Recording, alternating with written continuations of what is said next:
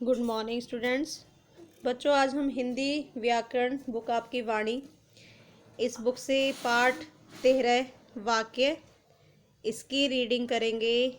और इस पाठ में आप सीखेंगे वाक्य किसे कहते हैं, वाक्य के कितने अंग होते हैं, रचना के आधार पर वाक्य कितने प्रकार के होते हैं, अर्थ के आधार पर वाक्य कितने प्रकार के होते हैं। तो आओ शुरू करें। पेज नंबर 70, पाठ 13 वाक्य।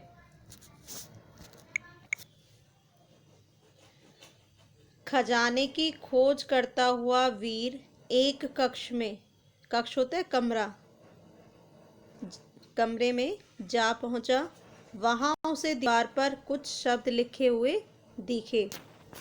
उन शब्दों को जोड़कर खजाने तक पहुंचा जा सकता था, लेकिन अब देखो बच्चों, ये कमरा है और कमरे के अंदर जो ये बच्चा वीर है, इसको यहाँ पर ये लिखा हुआ मिला। तो अब जो लिखा हुआ मिला है, इन शब्दों का क्या मतलब है, तो उसको समझ नहीं आ रहा था कि इन शब्दों का क्या मतलब है। बॉक्स खजाना के अंदर रखा। तो अब देखो, शब्दों को पढ़कर भी वीर कुछ समझ नहीं पा रहा है। क्या आप सही वाक्य बनाकर खजाना ढूंढने में सहायता करेंगे? शब्दों को सही क्रम में रखकर जोड़ने से वाक्य बनेगा। देखो बच्चों, सबसे पहले जब हम स्टार्टिंग में बुक की शुरुआत होती है तो आप वर्ण पढ़ते हो। आपने वर्ण भी पढ़ लिए। फिर उसके बाद आप शब्द पढ़ते हो, शब्द ये भी आपने पढ़ लिए। फिर शब्द के बाद जब वर्ण हमने समझ लिए, उसके बाद हमने शब्दों को बनाना शुरू कर दिया। और शब्दों के बनाने के बाद हमने वाक्यों को बनाना शुरू कर दिया।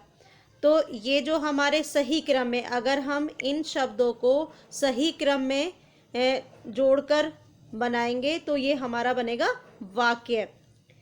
तो अब देखो नीचे, तो हमारा जो था इसमें लिखा था बॉक्स खजाना के अंदर रखा है। तो इसका सही वाक्य क्या बनेगा? खजाना बॉक्स के अंदर रखा है।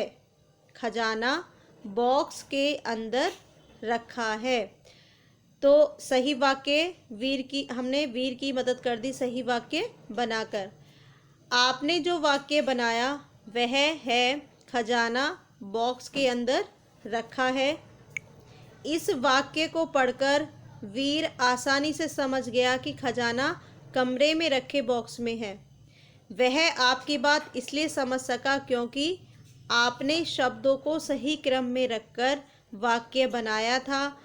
यदि आप वाक्यों में शब्दों का क्रम आगे पीछे कर देते तो इसका अर्थ अस्पष्ट रह जाता। अगर हम ये जो शब्द दिए हुए थे यहाँ पर, इनको अगर हम आगे पीछे कर देते तो वो समझ नहीं पाता। इससे पढ़ने या सुनने वाले के लिए इसका अर्थ समझना मुश्किल हो जाता।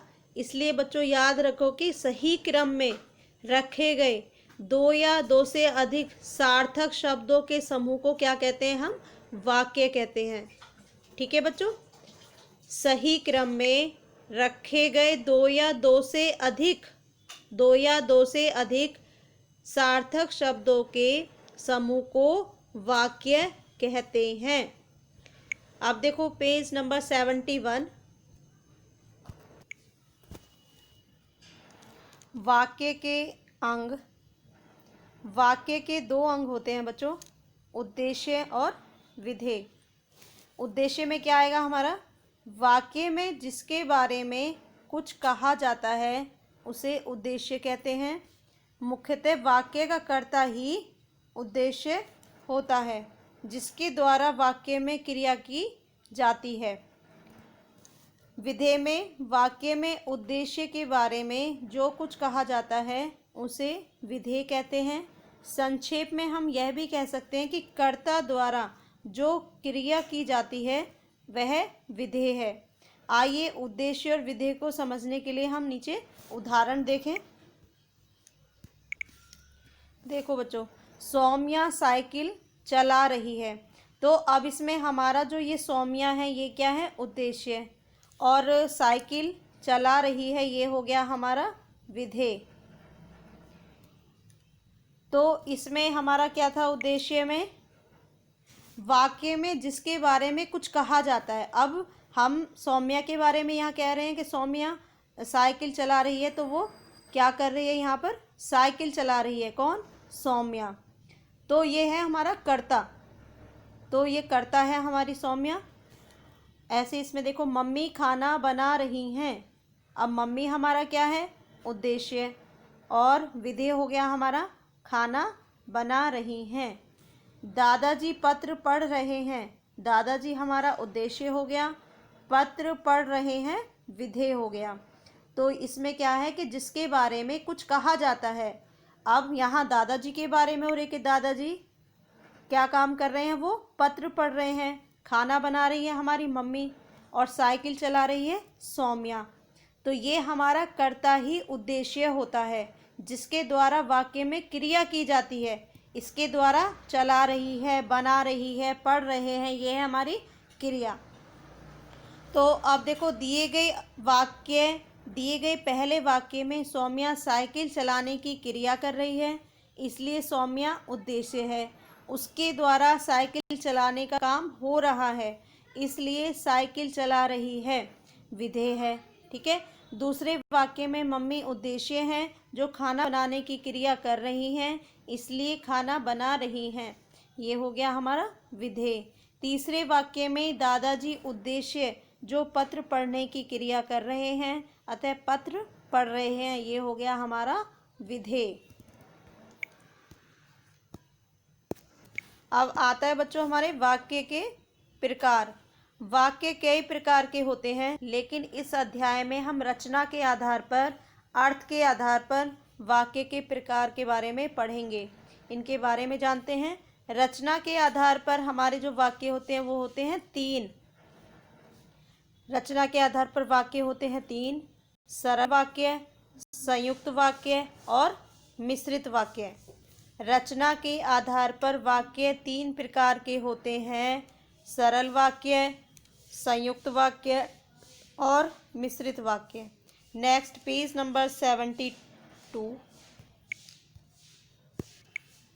देखो बच्चों, सरल वाक्य, जिन वाक्यों में केवल एक ही उद्देश्य और एक ही विधेय होता है, उन्हें सरल वाक्य कहते हैं। इनमें योजक चिन्हों का प्रयोग नहीं किया जाता।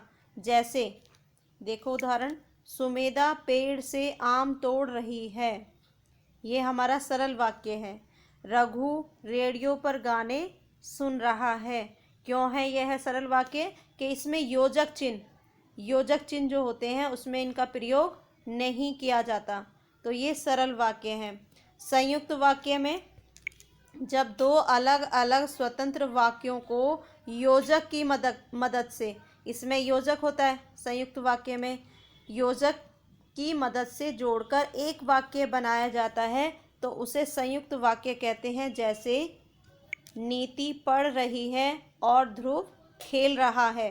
अब इसमें हमारा संयुक्त जो योजक है वो है हमारा और, क्योंकि देखो अगर हमारा इतना होता नीति पढ़ रही है तो ये हमारा होता सरल वाक्य है, लेकिन हमने यहाँ पर और लगा के ध्रुव खेल रहा है इसको जोड़ दिया है और लगाकर, एक वाक्य ये हो गया और हो गया, फिर एक यहाँ पर वाक्य हो गया, ये हो गया हमारा संयुक्त वाक्य, क्योंकि हमने योजक से इनको जोड़ दिया है। हवा चल रही है तथा, अब तथा हमारा क्या है? योजक। पत्ते गिर रहे हैं। ठीक है, अब आपको समझ आया होगा कि ऊपर हमारा योजक चिन्ह नहीं होता और नीचे जब हमारा सरल वाक्य संयुक्त वाक्य आएगा तो इसमें हमने योजक से इनको जोड़कर संयुक्त वाक्य बना दिया है। मिश्रित वाक्य में किसी प्रधान वाक्य के साथ एक या एक से अधिक आश्रित वाक्यों जोड़कर जो वाक्य बनाया जाता है उसे मिश्रित वाक्य कहते हैं। जैसे देखो इसमें भी, चाचा जी स्टेशन पहुँचे थे, अब ये हमारा क्या है? रेलगाड़ी चल पड़ी। उसने किताब लौटाई, फिर यहाँ पर हमारा कॉमा आ गया, जो मेरी थी। तो ये हमारे आश्रित वाक्य हैं जो हमने इनको जोड़कर बनाया था, इन्हीं से बने हमारे मिश्रित वाक्य।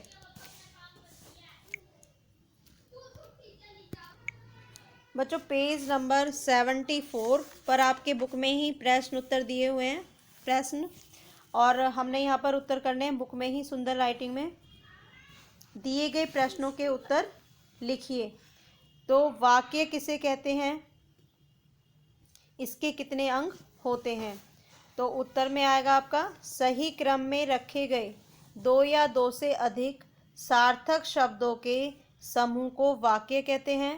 वाक्य के दो अंग होते हैं, उद्देश्य और विधेय। रचना के आधार पर वाक्य कितने प्रकार के होते हैं? रचना के आधार पर वाक्य 3 प्रकार के होते हैं, सरल वाक्य, संयुक्त वाक्य तथा मिश्रित वाक्य। अभी हमने जितना पढ़ा था उसमें से हमारे ये 2 प्रश्न बने यहाँ पर, और हमने इसके उत्तर भी राइट करे। तो आज के लिए सिर्फ इतना ही बच्चों। Thank you.